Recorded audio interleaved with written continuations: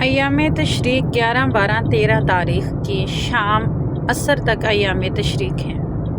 یہ ملنے ملانے کے، کھانے پینے کے دن ہیں، لہٰذا ان دنوں میں جس رب نے تمہیں یہ دن دیے ہیں نا، ان دنوں میں اس رب کو نہیں بھولنا، اس دن کی خوشی دینے والے کو نہیں بھولنا، اور ان لوگوں کو بھی نہیں بھولنا جو ہم سے بہت سی امیدیں لگائے بیٹھے ہیں، جن کی خوشیاں ہم سبھی سے وابستہ ہیں، جو انتظار میں ہیں کہ کب دروازہ نوک ہو اور ہم بھی قربانی کا گوشت کا مزہ چکھ لیں۔